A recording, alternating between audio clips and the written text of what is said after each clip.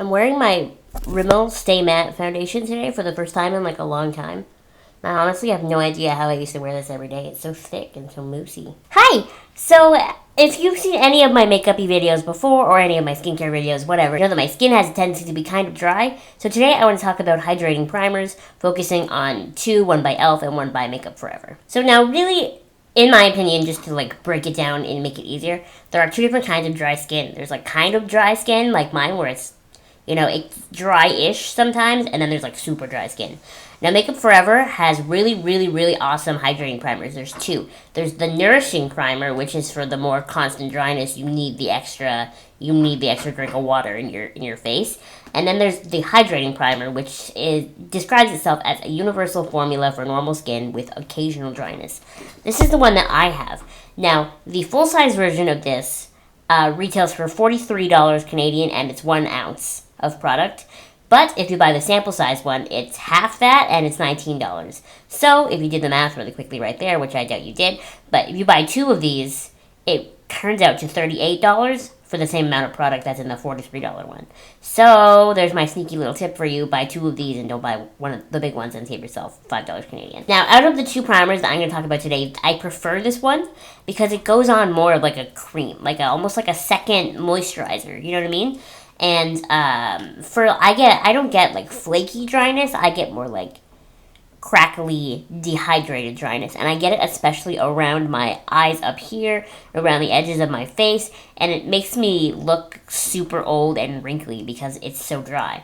So like, if you look at this, see, it's just like a little bloop. You put it on and it rubs in more like a moisturizer. And I really feel like it primes your skin nicely for makeup, and it gives me that extra oomph that I need in my skin to hydrate it for the whole day. I find that if I use this in the dry areas, especially if it's like one of those dry days outside and I feel like my skin is all shriveled, I use this, and by the time I get home from work, I feel like my skin is still moisturized, which is something I need in my life. However, I totally understand if you look at this and you're like, that's still too much money for me, I just don't want to do it. You know that I love my e.l.f. makeup. So e.l.f. recently came out with their own hydrating primer. It looks like this. Now, this retails for about $6. I do prefer the Makeup Forever primer a lot. I would rather spend the $19 on the Makeup Forever primer, but that is because, like I said, that is more of a moisturizer type primer, and this is definitely more of a silicone. See that? Like, it's definitely more of a silicone-y type one, and you rub it in, and when you rub it in, I still feel like I feel it sitting on my skin. It does feel a little bit greasy. I will admit that. It doesn't blend in as nicely as the Makeup Forever one. I was really hoping when I bought this one that it might be a dupe for the Makeup Forever one, because e.l.f. does dupe a lot of stuff, and it's not. Now, my skin around my eyes, like up here where I'm really dry, is also more sensitive than skin anywhere else on my whole body. Is, you know, like when I scrub my arms, I'm like really rough with them, but here I have to be really gentle. I did find that after I used this primer, I had like a couple little red bumps, and as soon as I stopped using this primer, they went away, so obviously this primer is the cause. But that being said, beyond that, I did find that it provided like adequate moisture. Definitely not as good as the Makeup Forever one, but look at the price difference, right? But to be honest, I would not recommend anybody buying or trying the e.l.f. one, especially when products like the Makeup Forever one exist. I would maybe, like with my bottle, I would let one of my sisters try it to see if they liked it, because I've already bought it and I can't return it now that I've used it so much. But all in all, I would say the Makeup Forever one is definitely better if you're looking for that extra help with your skin. But that's not to say something bad about e.l.f. primers as a whole.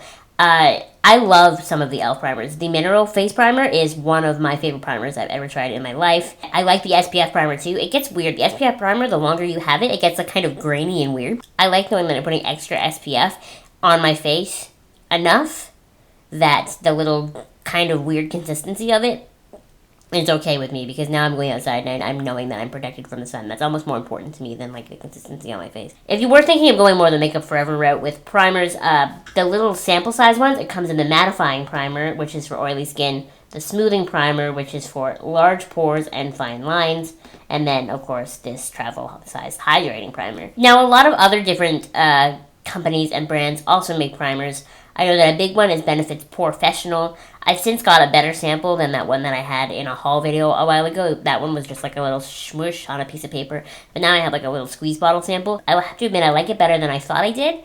but I still would never buy it because anything that claims that it smooths over pores or lines, I find is too drying, and it almost has the opposite effect on my skin. It almost makes me drier and like cracklier, which is why I also really, really did not like Smashbox's Photo Finish Primer. I know a lot of people love that primer, and it's like used by everyone, and I have a gajillion samples of it, so it's awful that I don't like it.